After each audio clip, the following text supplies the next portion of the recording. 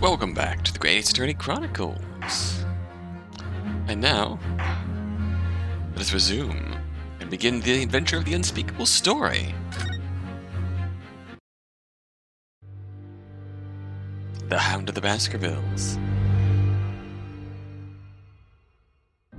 The eponymous unspeakable story. It's coming! Sholmes's cry pierced through the thick wall of fog around us. Wisps of vapor flowed over the pistol as I cocked it, and I waited, breathlessly, in the stillness. The silence lasted for what seemed an eternity, until, at last, it appeared.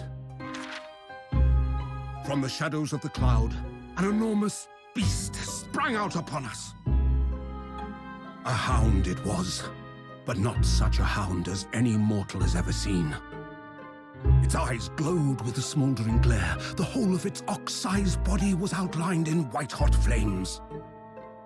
Its rumbling pant and hideous howl, so terrified was I that I began to tremble with fear. "Look well, Wilson," Holmes declared, gazing upon the mystical beast. "For this is the diabolical Hound of the Baskervilles."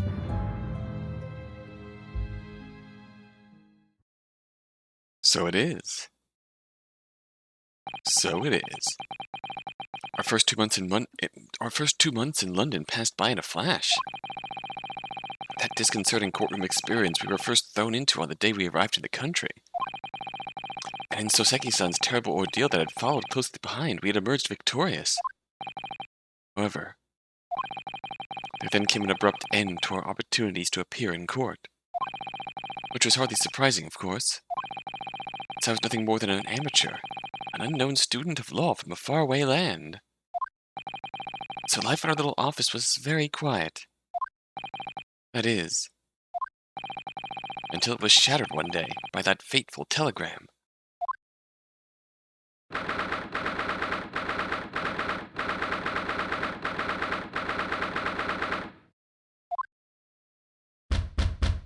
Knock, knock, knock.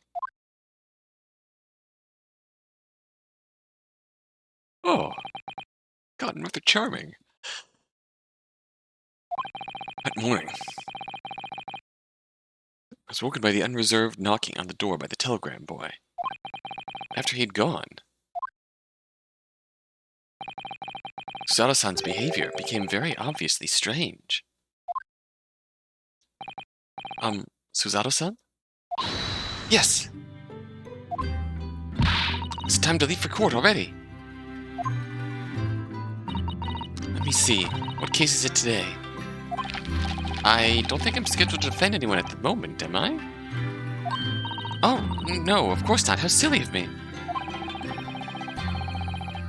I think Iris said she would make us breakfast this morning. Shall we go down to Mr. Sholmes' suite? Yes. Iris makes the most delicious breakfast food. She does, doesn't she? Once our bellies are full, we can leave for court in fighting fit form. Let me see. What case is it today? Here we go again. Are you okay, Susanna?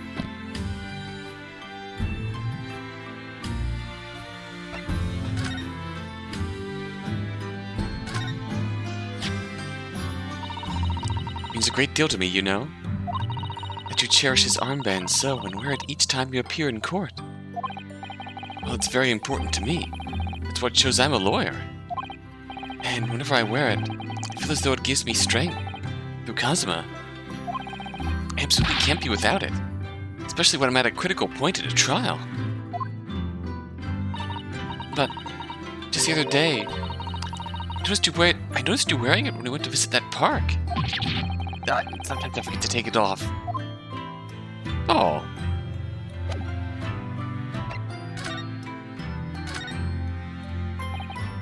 So what was it about? The telegram that was delivered this morning, I mean... Oh, a telegram? I don't know what you're talking about.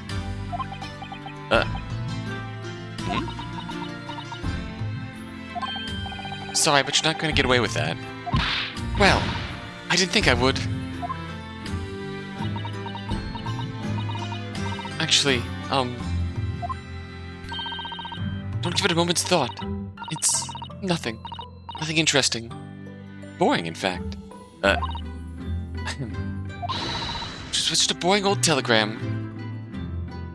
Now I'm gonna believe that even less. That's 3 times now she's tried and failed to convince me it was nothing. I promise that I'll tell you about it at some point. Alright, I understand.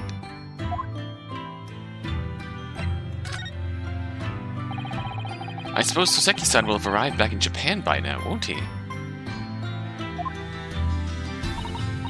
Yes, I should think so. He left immediately after that terrible ordeal. Which would mean he should have completed the voyage already, or be just a few days away. A fortnight ago we had that very long telegram from him, do you remember? Complaining of seasickness. By and large, it seems the voyage has been going well. Is something wrong, Naruhodo-san? I'm just wondering. What had become of Soseki-san had he stayed in London, that's all. You mean, as regards to Lord Van Zieks, the Reaper? Yeah. Can't help wondering if seasickness would have paled into insignificance in that case. Ah. What is it they say? That no one who stands in the dock can be saved from the Reaper, right?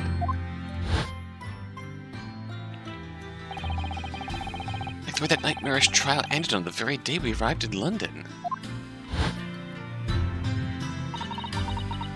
Even 2 months on, the cause of that dreadful fire is still a mystery. Yes, but at least Soseki-san is safely out of the country now. Presumably that means... the curse of the Reaper can only take effect within the confines of the city of London, perhaps. Even if that's the case, it's little comfort. I have a terrible sense of foreboding. If the legend of the Reaper is to be believed, it would mean he wields the sword of justice himself. I don't think of it, I wonder what he's been up to these past 2 months. Surely he's not wielding that sword against more acquitted defendants. No, I don't think so. Apparently Lord Van Zieks hasn't appeared in court once since our last encounter. Oh. Yes, since Soseki-san's trial. He's withdrawn from judicial services again, it seems. Really? Just like before. He wasn't seen in court at all for several years. So it's just been me who's had to face him in his recent spate of trials, then. Ah, just my luck. I wonder if luck doesn't come into it. Sorry? What was that? Oh, nothing. Never mind. Luck doesn't come into it, aka... something about us brought him here? Spring at last and the weather is warmer now. I love the smell of the fire and the steam rising from the kettle. Oh, would you like some tea, Naruhodo-san? Thank you, Suzato-san, but I'm alright for now. The green tea Suzato-san makes me from time to time, and Iris's unique herbal infusions. This place is paradise for a true tea lover. Oh, green tea is such a wonderful accompaniment to British tea cakes, don't you think? Gamer keys. Shovel? That spade has been in here since we started renting the place. Oh, that's not a spade, Naruhodo-san. Hmm? It's a shovel. No, shovels are for digging. That's for scooping up loose material. It's a spade. No, spades are for digging. That's for scooping up loose material. It's a shovel. I don't want to dig a hole for myself. So let's leave it.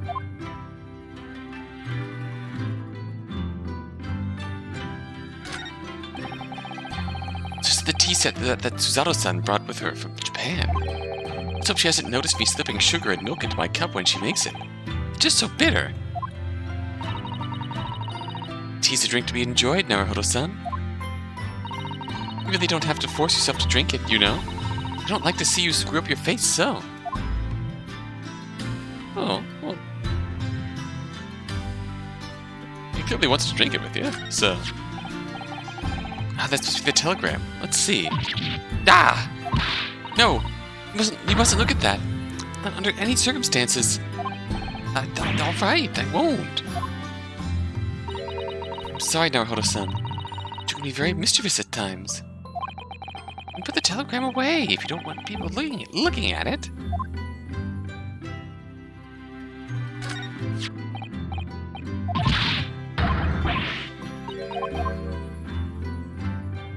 What's this about, anyways? I've been here in London for about 2 months, but my desk is starting to look a little messy already. You could tidy up once in a while. Susato-san, I always say, making a mess is a small sacrifice to pay for being able to further your studies. And time spent tidying up is time you can't devote to the same cause. And time spent on ridiculous arguments is time that could be better spent on some simple housework. She's got you there. She wins. I'm supposed to be the lawyer here. She's got you beat firmly there.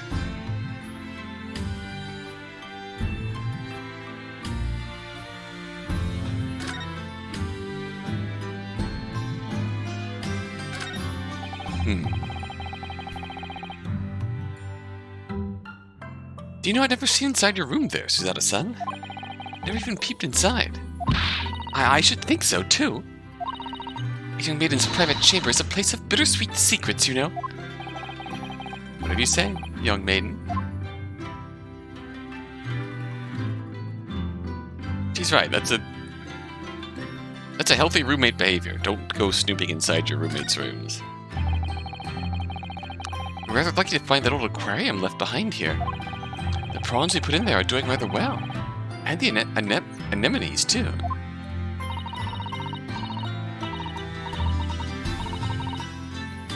It's a wonderful invention, isn't it?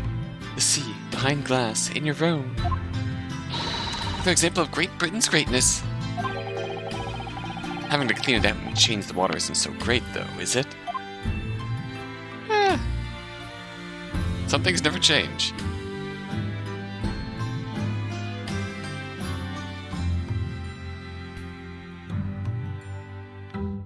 Don't think there's anything new to see here.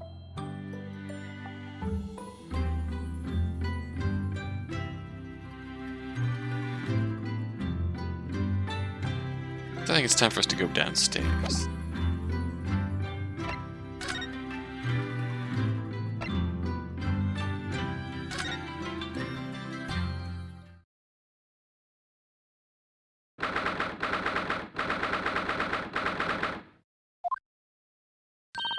Morning, Runo. Morning, Susie. Good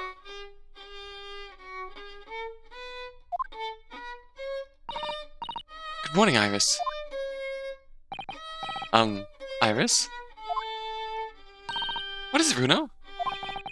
What is that terrible noise? It sounds like a cat being strangled. Ah, yes. You noticed that, didn't you? Hurley isn't in the best form this morning, it seems.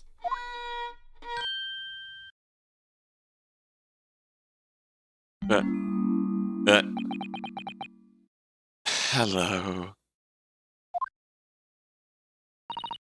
Hello, Mr. Sholmes? Good morning.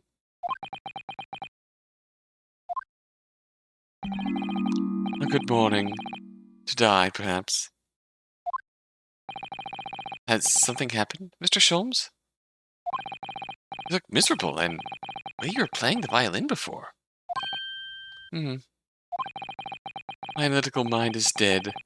Music is dead. The world is dead.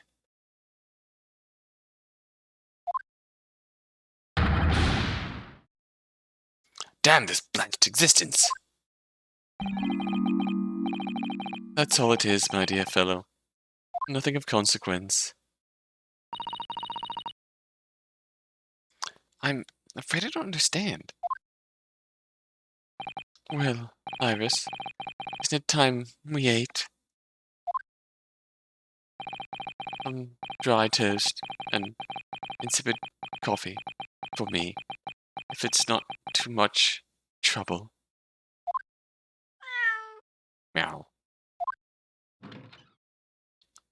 Oh. Oh, look, it's Wagahai. Good morning, boy. Meow. Hi, Wagahai. Should be some sort of tiny door for cats to use. Another Soseki reference. How did it get there?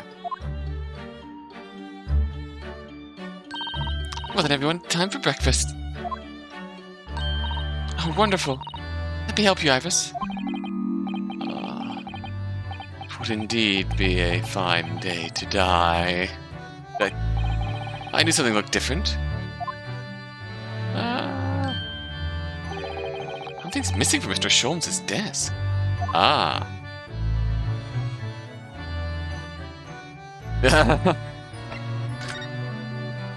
Hi, Sholmes. Mr. Sholmes, could I ask you for your opinion about this? You lure me to raise my languid head with the promise of some mental exaltation. Yet in my morbid depression, I am confronted with the most mundane of problems. Oh. My mind finds greater stimulation in the unforgiving monotony of the floor than in your miserable offering.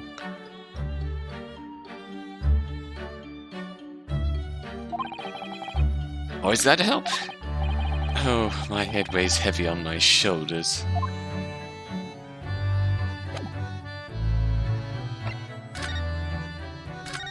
You okay, bro? You seem to be very unhappy this morning, Mr. Sholmes. What's happened? It used to be the case that in my hands, this violin sung like the dawn chorus. Its melissonant tones would make flowers bloom. It would? But now, muses are unamused with me. Goddesses of music have thrown me over. Whatever do you mean, Mr. Sholmes? For hours I have bowed for days even. Through the night I have endeavored to no avail. But sound, my tone, is lost. That brilliant, clear, unwavering tone, gone forever. No recitals of unbridled emotion. Well, you haven't been practicing much lately, have you, Hurley? Don't worry, I'm sure we'll come back to you in time. Heed my words, Mr. Naruhodo. The goddesses of the arts are fickle. One day they bestow genius on a man. The next day, unmercifully withdraw it. Oh. Dear. Ugh, why is this happening to me? They take the turn I have for the violin from me. What is left, for pity's sake? What is left?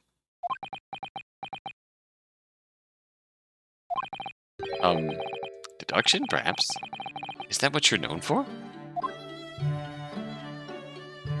So what went missing? Mr. Sholmes, I don't like to pry, but...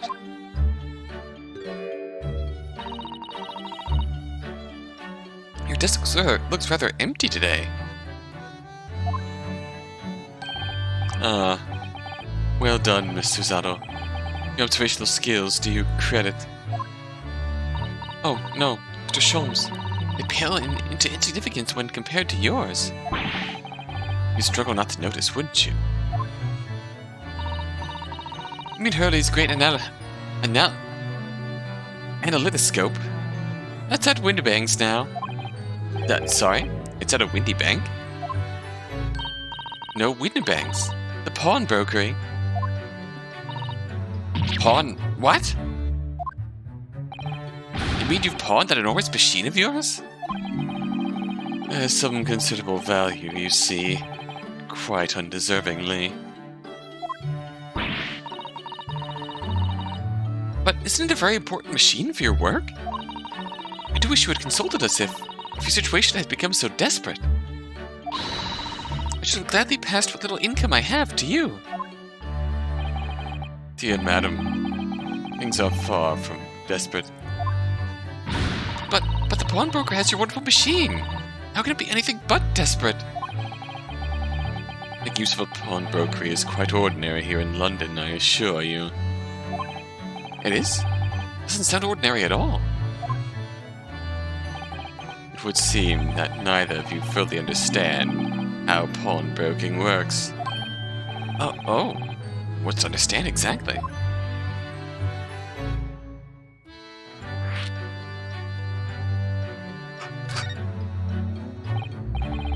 What did you mean when you said we didn't fully understand how pawnbroking works? The people of London, pawnbrokeries are akin to banks. Banks? On Mondays, merchants relinquish their finest jackets and trappings to their pawnbroker of choice. The money they receive in return, they are able to trade happily throughout the week. Then on Saturdays, they go to recover their things using the money they've earned. I had no idea. This has been a fascinating lesson for us. Everyone does it, you see, especially people in inner London. Should they have money to spare, they would purchase another fine jacket. Not to wear, obviously, but to pawn. But to pawn should the need arise. Oh, how ingenious. So whenever we have something that's getting in the way, we leave it at window banks for, you see. A pawnbrokery can be thought of as an extremely secure vault. Ah. Would have thought that even pawnbrokers are different here in Great Britain. Of course, you have to watch Hurley with it. Sometimes he pawns things he really shouldn't. Don't you, Hurley? Oh. What does it matter? The world is dead to me anyhow.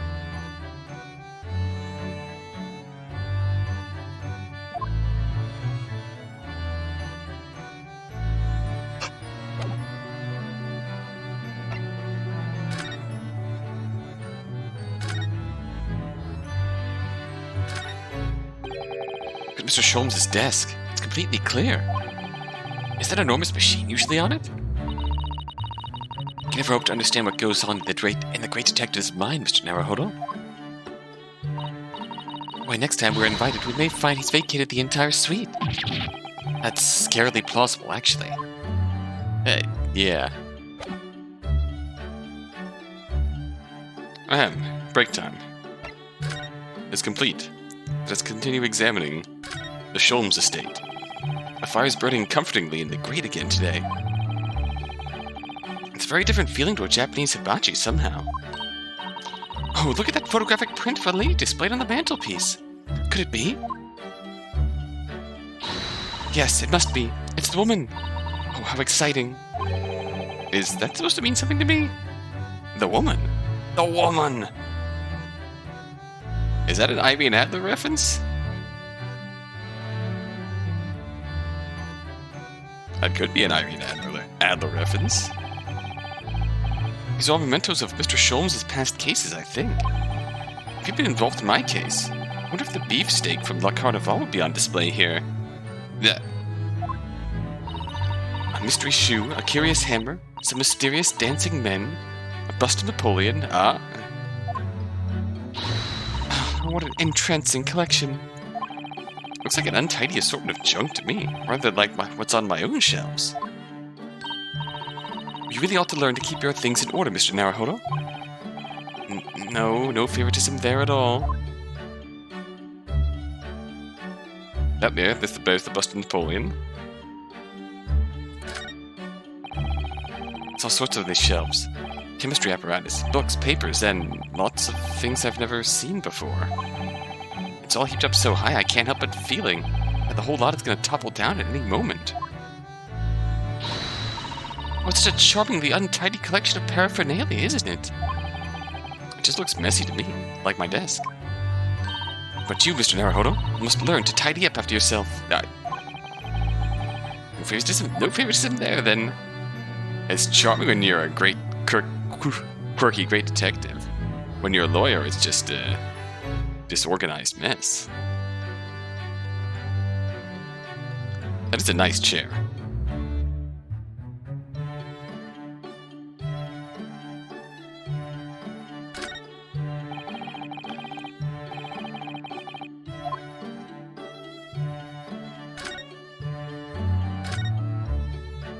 Oh wow, here's Iris's side. This is where Iris notes down ideas, isn't it? Let's see, what does it say today? Ah, the Boscom Valley Mystery. Ooh, how intriguing. Must be the title of Iris's latest work. Oh my, wonder what fantastic tale awaits us. Susanna-san looks like an angel, but I bet she's dreaming of the most unsavory crime you could imagine.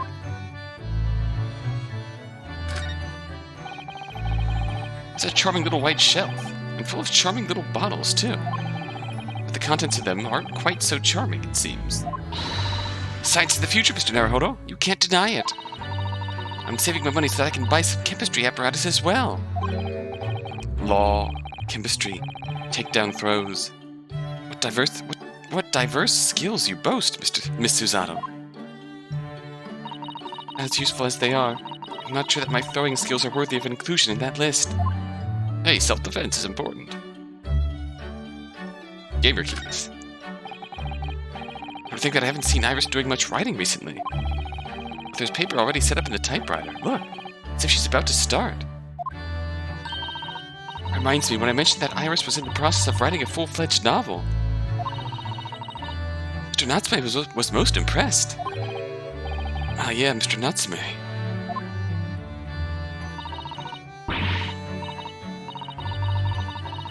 That's what I'll be doing, too, once I'm back in Japan, he said through tightly clenched fists and teeth.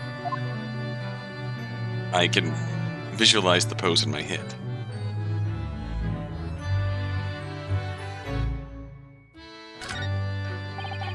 Iris's beautiful tea set is there on the table as usual.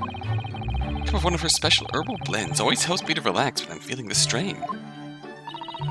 The English pastime of tea has many similarities with our own tea ceremony customs, don't you think? Bob, it's the idea of hospitality behind it. That's the essence of tea.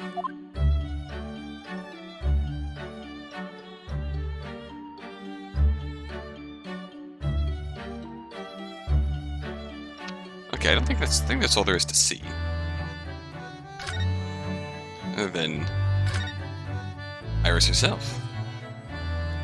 Hi. Natsume's cat seems to have settled into his new home then. Oh yes, and I've become very attached to little Waggy. Yeah. It would appear that his previous owner is completely forgotten to him. Cats are the unfeeling creatures. Their muse as empty as the hearts of muses. Ah! If Master Natsume had no intention of taking Waggy back to Japan, I wonder why he kept him in the first place. I expect he would have taken him if he could. But pets are strictly forbidden aboard steamships in our experience. And for good reason. Terrible things can happen if the rules of passage are not obeyed. Well, I don't mind, because Waggy is adorable. Meow. Yes, he really is. Oh yeah, what about the door?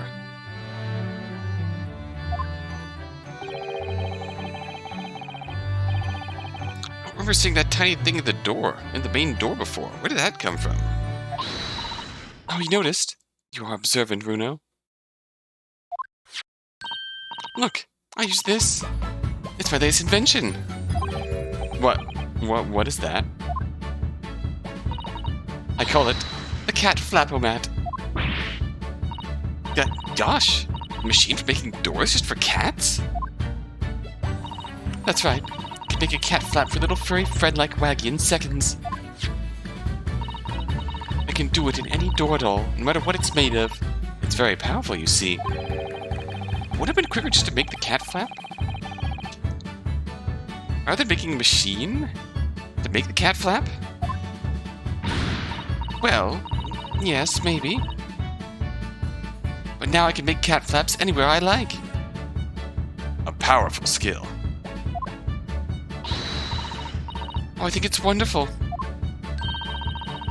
You must make one for us at the door of our office upstairs, Iris. She really knows how to come up with unconventional inventions, this girl.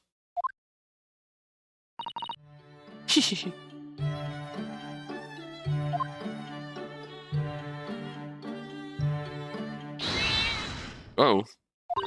Oh, what was that? Wagahai? Oh, that's not good. You okay, bro? What was that? Oh no! Wagahai's tangled up in your violin! Uh-oh. I think he thinks it's a toy. No! What's he doing to it? Oh dear. Mr. Sholmes' precious violin. Why should I care? What? I shouldn't be surprised. If the cat is a more accomplished musician than I, now. Mr. Sholmes really is in poor spirits, isn't he? Well, anyway, I'll put it back where it lives. Shall I, Hurley? Out of the cat's reach, if possible. Maybe we should assess the damage.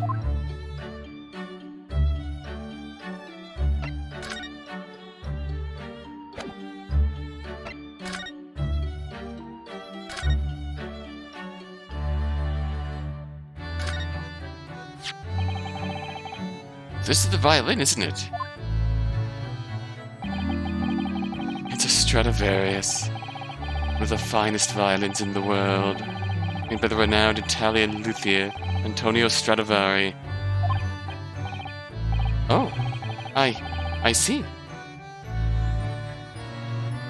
It doesn't really look like anything special to me. Happened upon it, covered in dust, languishing in a pawn shop down a nondescript back alley. Broker had no idea of its worth, of its value, so I was able to purchase it for a mere 55 shillings. How honorable of you. And until today, it has been my faithful companion. Every great Paganini-inspired performance I have made. I ask you, is there reason to live in a world devoid of music? To tolerate this blanched existence? No, there is none.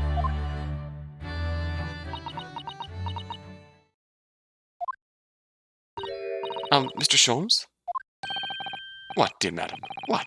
My thoughts are preoccupied with fancies of release from this dull routine. Well, it's about the violin. It looks very different to normal, don't you think? Hmm? What do you mean, Miss Susato? Eh? Oh, Susie's right!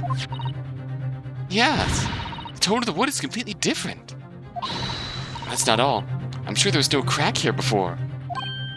Wait, it's not even the right size, is it? Is it? What's this?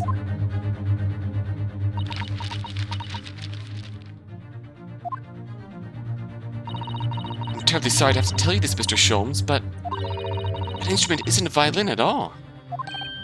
Then what? I believe it's an entirely different instrument called a viola. What? What? What? What? Thunk. Oh, Mr. Sholmes, are you alright? You're right. You are quite right. This isn't my faithful Stradivarius. So what, pray, is this piece of stringed flotsam? Not your faithful performing partner, then?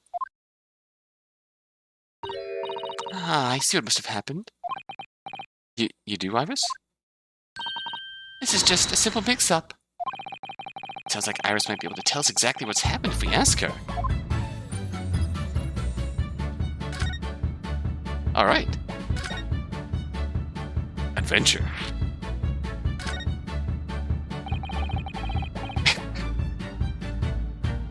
It's a very immersive adventure structure for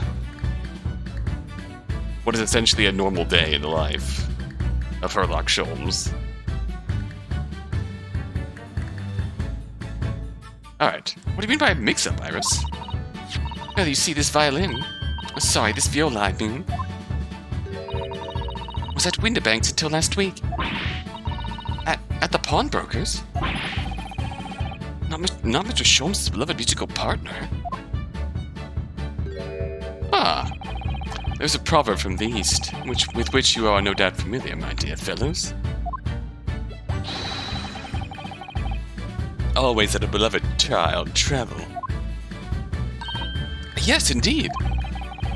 So you sent your beloved violin to the pawnbrokers in the hope that it would experience personal growth? Oh, what a wonderful idea.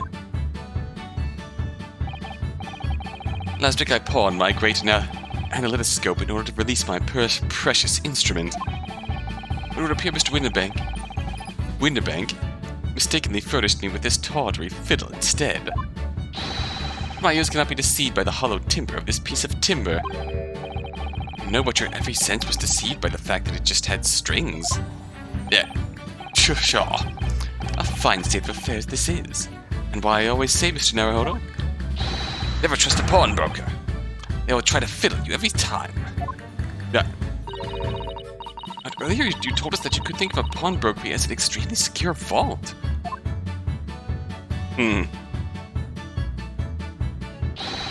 Come, Mr. Naruhodo. Dilly-dallying will get you nowhere. Sorry? Crunching your toast with that vacant aspect. Pressing your coffee so obtusely. Are you not a little embarrassed by your own conduct, considering the urgency with which we are faced? You must visit Mr. Windibank's brokery at once. That's right, isn't it, Mr. Sholmes? Precisely, Miss Susanna. Not a moment's delay. But I haven't finished my bacon and eggs. My dear fellow, surely you do not still intend to crunch your bacon with an increasingly vacant aspect, to press your egg ever more obtusely. All right, say no more. Let's go then.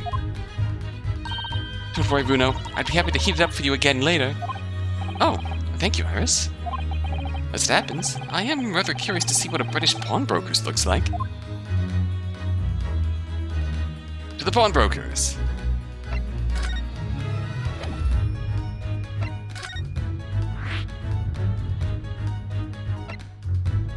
Oh, we can go outside.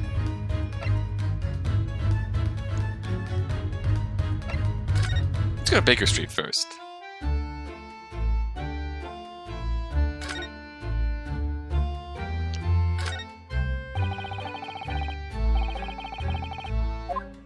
Alright, let's break out the gamer keys.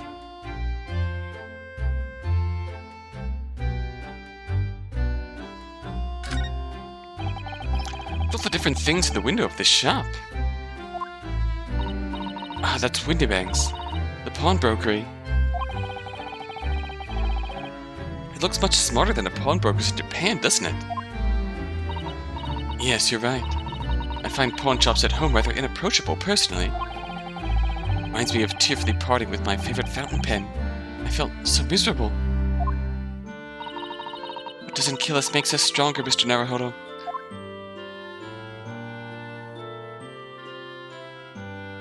Okay, nothing to see on Baker Street.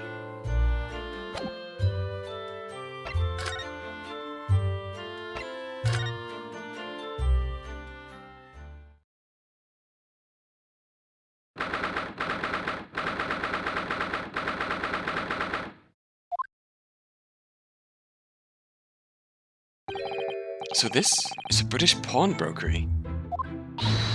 Oh my, there are all sorts of tools and contraptions in here that I've never laid eyes on before. Ah, Suzato-san, that spark of wonder in your eyes. You can't wait to scour the shelves, can you? I get the impression you enjoy places like this. Oh yes, I don't know why, but seeing such a lot of things I don't understand is a real thrill for me. My dear fellows, let's not forget why we are here. Oh, Mr. Holmes! Stradivarius! You're calling on matters of business, not pleasure. And Mr. Holmes means business too, judging from the spark of fury in his eyes. Ah, Mr. Holmes, sir. Welcome back. Did you hear that brazen welcome? Well, yeah, we are potential customers after all. We are disgruntled customers, Mr. Naruhodo. It's time to inform Mr. Winterbank of our ire. Come, the fight is afoot.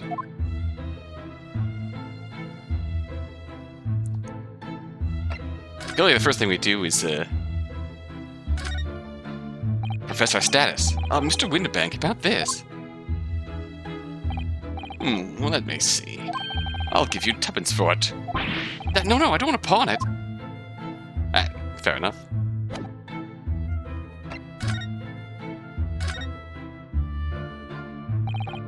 Naturally, you will recall this, which I retrieved from you some days ago. Yes. The second-rate fiddle is not my faithful instrument, Mr. Winterbank. The color of the wood is different. It has holes in it. It's not even the same size. Wonderful summary of our observations, Mr. Holmes. I'm so very sorry, sir. How utterly unforgivable of me. An inexcusable mistake for a pawnbroker. There's only one way to make amends. Running away. I shall have to take my own life. What? Bro. I don't think that would be necessary, do you? I just say one thing before I pop off. Yes. It was you, Mr. Holmes, who took it upon himself to remove the item the other day, I believe. Sorry? As I recall, I entered the storeroom to fetch your violin when I heard... Ah, here it is. You did. When I turned to controvert you, you had taken the viola and left, sir.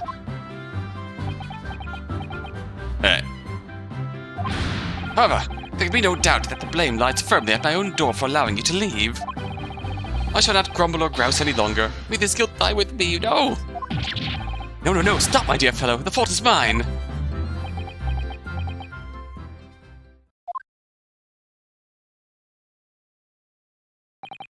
Whew. It would appear that the fight is over.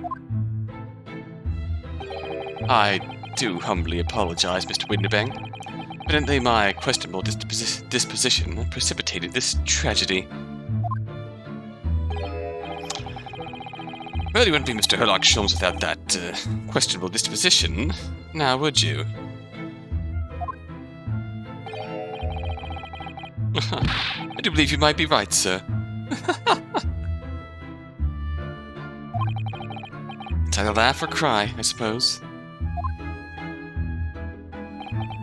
You are, it must be said, one of my more challenging customers. I need to remind you of the peculiar collection of items you've brought through my door in the past. Oh? Peculiar items? In the extreme, madam. For example, the unpublished manuscript of an eponymous work, novels of Sherlock Holmes or some such. Oh my! A new, full-fledged novel? And unpublished? A story I have yet to read, you mean? Ah, forgive me. Wait, before you die, you must tell me more. Suzato, your priorities. Oh god. Just put it down, dude. Must know more. Tell me everything. Wow, Suzato-san is really fired up now. Is it really an unpublished story under this very roof? Well, one day the gentleman here brought in an old metal chest, you see. I should like to entrust this to your care for a while, Mr. Windibank. For a chest like that, 1 shilling, sir. Not a farthing more. It houses something of very great value indeed. Latest manuscript, counting the adventures of one Mr. Herlock Holmes. I beg your pardon? A manuscript? You wish to deposit a manuscript? Indeed I do, but I'm confident it will be quite safe here. And that was that. As such, Mr. Holmes' latest tale of unworthy mystery lies dormant in my storeroom. Mr. Holmes, is that really true? Do I sense that someone doesn't want to talk about this? I continue to pay your fee, do I not? And kindly continue to store my belongings. Securely. Of course, sir. Of course. They're safe and sound with me, I assure you, on my life. This is all very strange. Oh, stop that, dude. Come on. I wonder, could I ask you something? Ah, a gentleman from the East, I see. Yes, that sable suit. Suppose I could offer you 6 pence for it. Without wishing to offend, the tone is somewhat, dull. Sorry? Aha! But for your splendid attire, ma'am, 5 guineas, no less. The colors are exquisite, the design exotic. Each an artistry at its finest, I must say. Oh my, 5 guineas, you say? How interesting. Why do I feel as though I've suffered some sort of defeat here? Actually, I was hoping to ask you about your business. I've heard it said that pawnbrokers are used rather like banks here in London. Yes, sir, indeed. Many of my customers utilize the establishment as you describe. I appraise their items, offer them a proportionate loan and 2 months of secure storage. If at that time they repay the original sum to me, plus the agreed interest, their items are happily returned. What happens if they don't pay you the money? Then the items are offered for sale in my shop, which you can see on the shelves behind me. So you never sell items before the 2 months has passed, then? That's right, madam. That's right. Which means some considerable responsibility rests on my shoulders. Should a customer's precious belongings be lost, the only recompense is for me to end it all. That very idea, Mr. Windibank, is an absurdity. One should never talk of one's demise so casually. That said the man who was telling us it was all it was a good day to die only this morning. Ironically, when he said that, I was going to agree with him. Then I realized I'm just as much of a hypocrite as he is. In that regard. I still agree with him, though. And I'm still a hypocrite in that regard. And let us not forget that I have already helped you take measures to ensure such a tragedy never occurs. Oh? What sort of measures?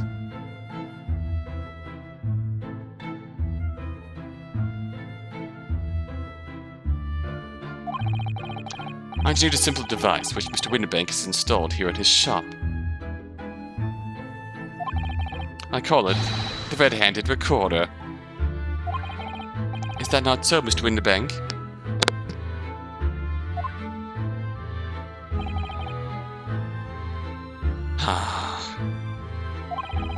What was that deep sigh about? What is this? What is that about?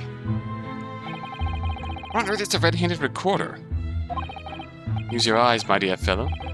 There are 2 just below the ceiling. I can see what appears to be a camera attached to some sort of, timing device. Very astute.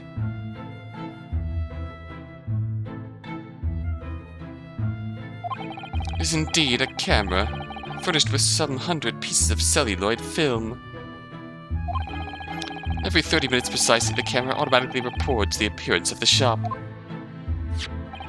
Huh. Here, I have an example I can show you.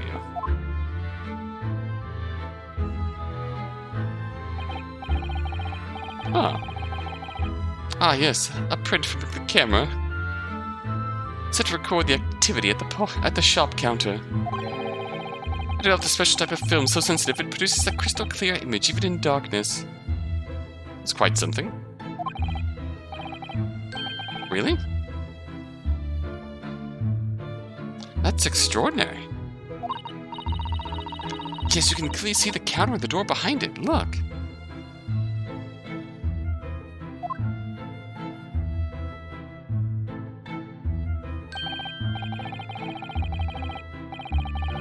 So you see, were someone to enter the premises with ill intent, his identity would be summarily exposed.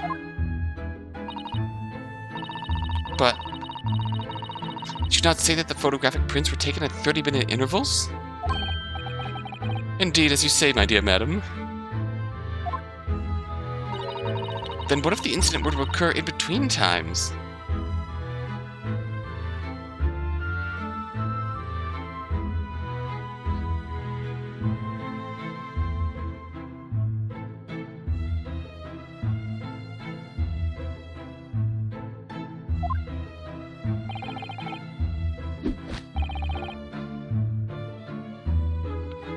One can only say that it would be a cruel twist of fate.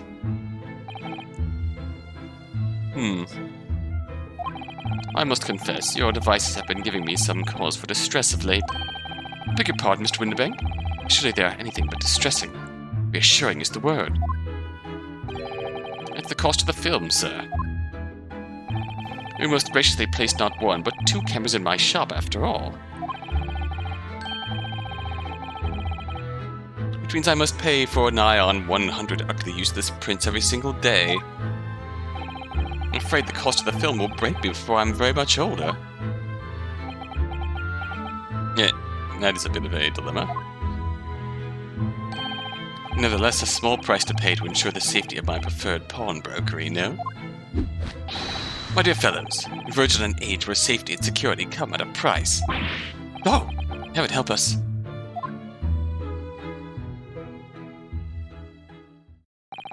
Now then, Mr. Sholmes, allow me to return your precious violin. Ah, the very thing. Thank you, Mr. Winterbank. Perhaps this might mark the end of the peculiar items you try to pop, So if anything were to happen to one of them... this would be the only answer. Oh, no, please don't. I really think you ought to stop waving that gun around. Someone could get hurt. Fear not. Sorry? Only loaded a single bullet, so no one but myself could possibly be harmed. That's not really what I meant. That's not reassuring in the slightest. Good day to you, then, Mr. Winterbank. It's been a pleasure as always, Mr. Sholmes.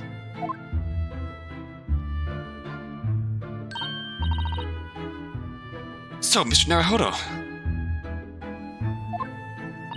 Now we can explore, at last.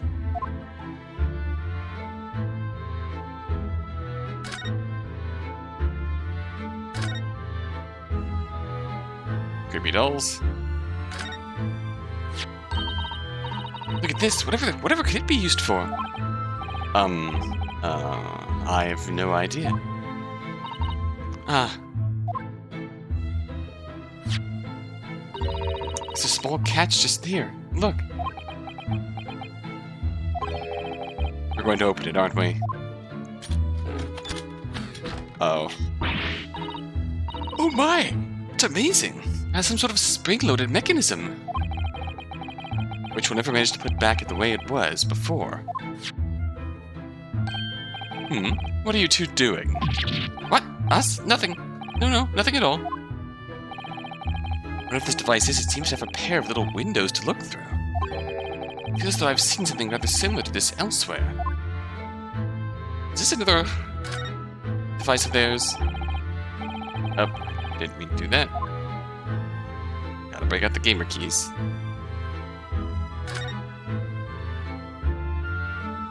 April 15. It's not a calendar you could easily miss, is it? 15th April. Today's date. Yes, that's not for sale, I must point out. This is an Eastern-style page-a-day calendar. Every night at midnight, I tear off the front page to reveal the following day's date. The perfect calendar for a tearaway fellow such as yourself, Mr. Winterbank. And who was it who walked out of here with the wrong violin before? Honestly. But when the agreed storage period has passed without repayment, articles are forfeited, you see. I have to keep a close eye on the date. It's something of a pawnbroker's obsession, you might say. Makes sense. Oh yeah, I can see you're very dedicated to your job.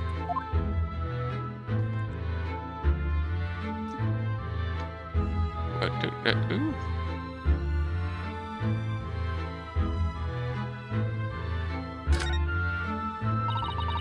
What do you suppose this rather enormous machine does? It seems to have two little windows for looking through. Allow me to enlighten you, my dear fellows. What you're looking at is a stereoscope. A stereo... It's fascinating! It is aptly named, I assure you. Look through the eyepieces and see for yourself. Oh, I should be delighted to. Excuse me a moment while I just have a look. Just before you do, there is something I should point out. My dear fellows, in order to see the image properly, stereoscopically as it were, you need to be cross-eyed. Well, however, if that is beyond you, it's of little consequence today. Alright then, I'm going to try it. There she goes. Ah! Mr. Naruhodo, you must see! At once! No, alright then. I need to be cross-eyed, like I'm trying to look at my own nose. Alright, what do we see?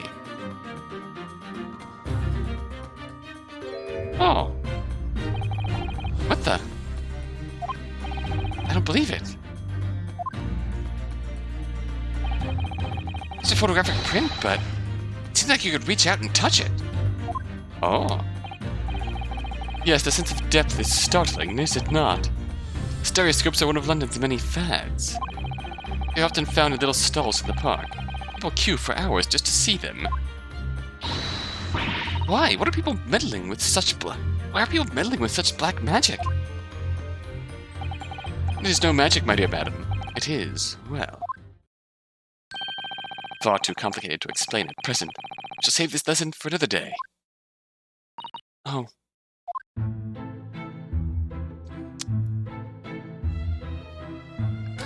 Complicated technology. What an assortment of things there are on these shelves here. Crockery, footwear, clocks, and watches. Almost anything you care to imagine. Those are forfeited items offered for sale by the pawnbroker. What does that really mean, though? When you pawn, or colloquially, pop, an item, the broker loans you money against its worth. He stores the item for an agreed period of time, after which the loan must be repaid. If not, then he is free to display it in his shop for sale at a price of his choosing. Oh, yeah, now that you've explained it, I'm noticing little price tags on everything. Of course, simply by paying the agreed interest on the loan, one can extend the period of safekeeping.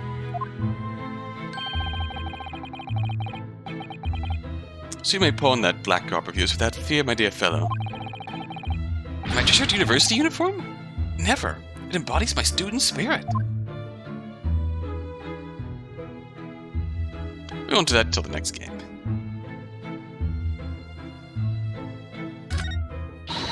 Look at this. Look at this lovely, big, shiny Boxby. And that, my dear madam, is the music box. Surely you have such things in your own country. Oh my. Yes, but I've certainly never seen one so large before. Shall I listen a while?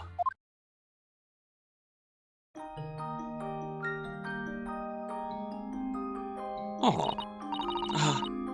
What a sublime sound. It's like the music of an angel's. I never heard anything like it before in my life. This particular specimen is of the larger variety, commonly found in public houses and restaurants. There's a metal disc inside on which the notes to be played are recorded.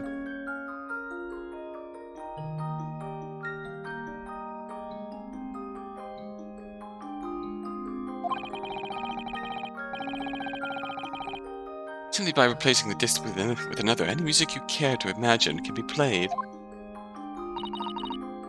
Oh my goodness, what a simply delightful machine! Indeed. But their popularity has waned recently. The development of the gramophone, of course. Science and technology advance at such an overwhelming pace. What? Only tuppence for it? That ain't fair, and you know it. The article's barely worth a penny, miss. I cannot offer more. Sounds like there's an argument brewing over by the counter. Come on, that can't be right. I even had a proper butcher's at it. I've seen all I need to see, young girl. Uh-oh. Wait, don't we know... I'm sure I recognize her. Oh yeah, it's the young lady. Mr. McGilded's trial 2 months ago. Hello, Gina. Her name is Gina Lestrade, my lord. She's a chancer, earns her crust among large crowds, relieving people of their purses. What's commonly called a pickpocket. Poof. Hello, Gina. Gordon Bennett, are you Lord? Oh, you still got it? Hello, Mr. Lestrade. I hope you've been well. Yeah. Eh? What? You remember me then, dude, yeah? Well, I remember being completely surrounded by smoke, that's for sure. So, what are you doing in here? Down and out, like the rest of us? Nothing to eat? Come to pop that black weasel? Sorry, coat, have you? What is it about this black uniform that makes everyone comment on it? Ah, good day. Unless I'm much mistaken. You would be the young pickpocket who stole our experimental smoke grenade launcher. That, Mr. Holmes. So, you have something of value to pawn, do you? Allow me to see the article, and I shall negotiate with Mr. Winterbank on your behalf. Pull the other one. I don't need no help from some stuck-up D. Get out of my business. Go on, or I'll make trouble for you. Howdy, Gina. As you wish, Mr. Lestrade. I'll happily remove myself from your presence. Poof. And he's gone.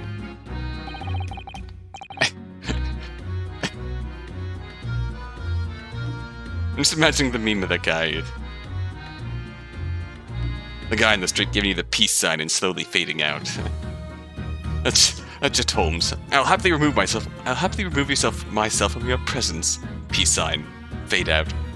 He's really done it. He's gone. I'm sorry, but as I said, there really is no room for negotiation here. What is that thing he has in his hand? Some kind of metal disc?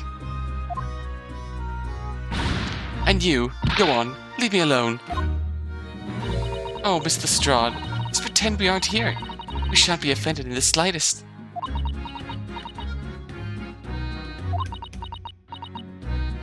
Gina just pouting like, bloody hell, I'm really intimidating. Sada-san can really stand her ground when she wants to. Why aren't you intimidated? Nah, whatever.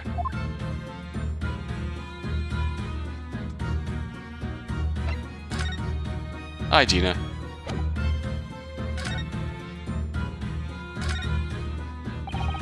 Would you ever look at, that's strange. Where's my armband gone? What's the problem? Something wrong? Don't suppose... You're looking for this? Yes, but how? And when? And how again? Look the coin, look the coin. I got a talent for it, haven't I? Diving. It's bordering on black magic. It makes what I was about to say about my armband seem a little dull. So, What you want to tell me about it, then? Bye.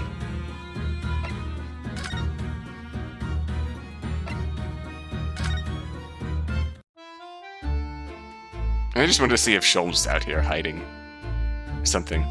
Nope.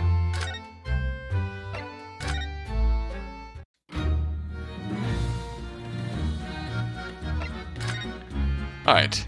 Pawnbroker's customer. Somehow I didn't really think you were the sort of person who'd use a pawnbroker, Miss Lestrade. Yeah, well, I am, alright. I'm a Londoner, just like everyone else. That's a problem, isn't it?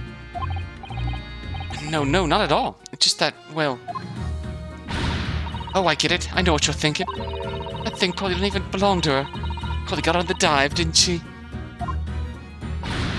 Yeah, I can see it written all over your Chevy Chase. Well, I might have been thinking something along those lines. You're not going to deny it, Mr. Naruhodo? Alright then, I'm just going to come out and ask you, straight. Do you pawn things that you steal from other people? Well, I don't know how to best answer that, really. Suppose. Sometimes. You're not going to deny it either, Miss Lestrade? But not this time, all right. I swear. That thing belongs to me. The disc that Mr. Winterbank is holding. Perhaps we should see what he has to say about all this.